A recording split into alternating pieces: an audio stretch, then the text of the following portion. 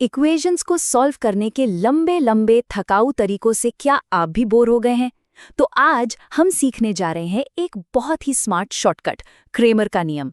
ये एक ऐसा तरीका है जो बिना किसी झंझट के आपको सीधे जवाब तक पहुंचा देता है। तो आज हम क्या क्या देखने वाले हैं? सबसे पहले समझेंगे कि ये एक शॉर्टकट क्यों है। फिर 2x2 सिस्टम को एक्सप्लेन करेंगे और देखेंगे कि ये काम कैसे करता है।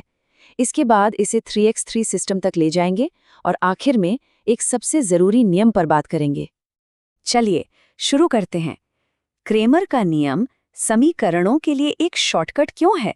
देखिए, जो पारंपरिक तरीके हैं, जैसे एक वेरिएबल की जगह दूसरे की वैल्यू रखना या उन्हें घटाना, वो अक्सर बहुत लंबे और थकाने वाले हो सकते हैं, है ना?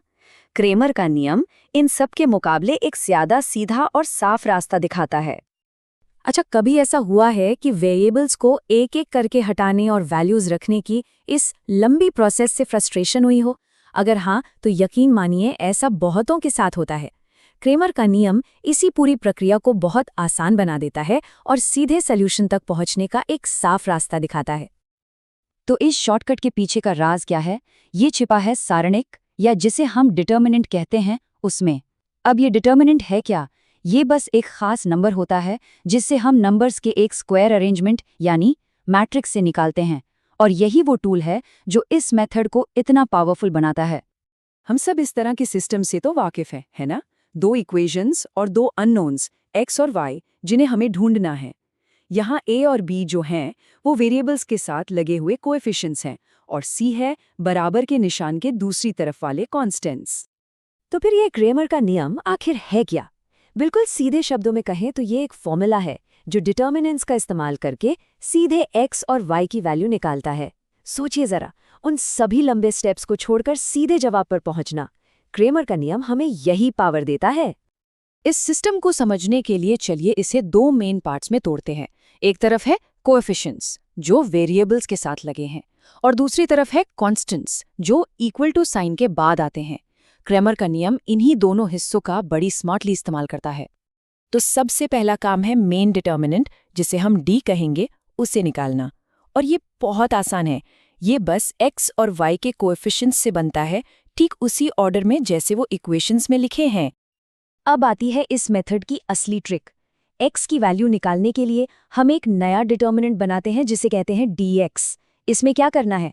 हम बस मेन डिटर्मिनेंट d को लेते हैं, x कोएफिशिएंट्स वाले कॉलम को हटाते हैं और उसकी जगह कॉन्स्टेंट्स वाले कॉलम को रख देते हैं, बस। और y के लिए ठीक वैसा ही करना है। हम वापस मेन डिटर्मिनेंट पर जाते हैं, लेकिन इस बार हम y कोएफिशिएंट्स वाले कॉलम को कॉन्स्टेंट्स से बदल देते हैं। इससे हमें मिल जाता है dy डिटर्मिनेंट। ये जो सिंपल सा स्वैप है ना, यही इस पूरे प्रोसेस की जान है।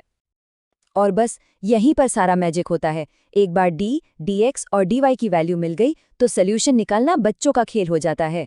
x की वैल्यू है dx को d से डिवाइड करके, और y की वैल्यू है dy को d से डिवाइड करके।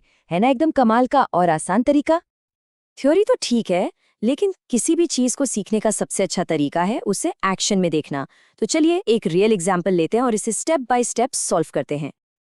तो ये है हमारी प्रॉब्लम जिसे हम सॉल्व करेंगे। x + 2y = 5 और 3x + 4y = 11। हमारा काम है x और y की वैल्यू ढूंढना। हम इसे एक सिंपल 4 स्टेप प्रोसेस में ब्रेक करेंगे। पहले d निकालेंगे, फिर dx और फिर dy, और आखिर में इन वैल्यूज को यूज करके अपना फाइनल आंसर निकाल लेंगे। Step 1, main determinant d। हमारे कोएफिशिएंट्स हैं 1, 2, 3 और 4। अब डिटर्मिनेंट निकालने के लिए हम क्रॉस मल्टीप्लाई करके माइनस करते हैं। 1 को 4 से माइनस 2 को 3 से, जो हुआ 4 - 6 = -2। तो हमारे d की वैल्यू आ गई -2। अगला स्टेप है dx। याद है ना, हम x कॉलम जो था 1 और 3 को कॉन्स्टेंट्स 5 और 11 से रिप्लेस कर देंगे। तो हमारा नया डिटर्मिनेंट है 5, 2, 11, 4। कैलकुलेशन होगी 5 × 4 - 2 × 11, यानी 20 - 22 = -2। तो dx भी -2 है। अब बारी है dy की। इस बार हम y कॉलम 2 और 4 को कॉन्स्टेंट्स 5 और 11 से रिप्लेस करेंगे।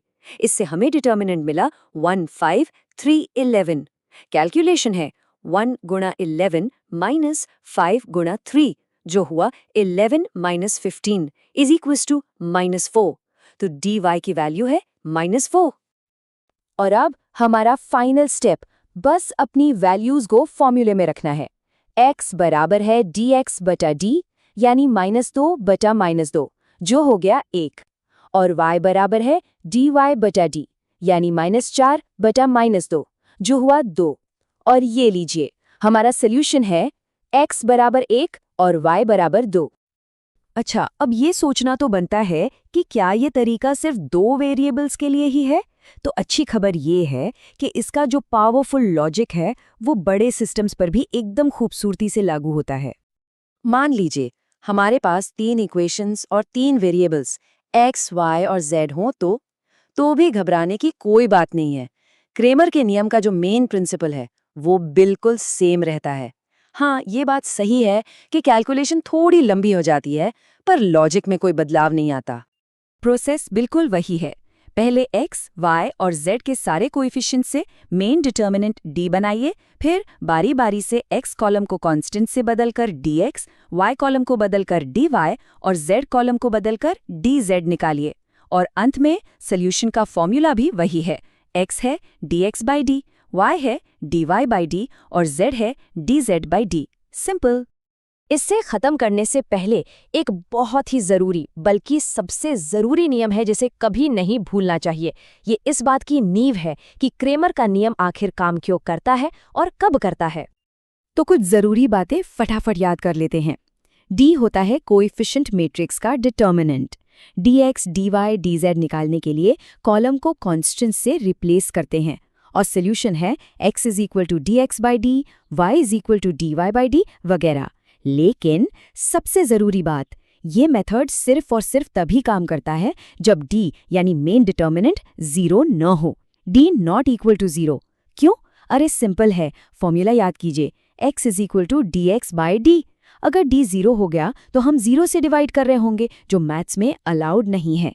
इसका मतलब ये होता है कि या तो सिस्टम का कोई यूनिक सॉल्यूशन है ही नहीं, या फिर उसके अनगिनत सॉल्यूशन है, और इन दोनों ही केस में क्रेमर का नियम हमें xy की एक वैल्यू नहीं दे सकता।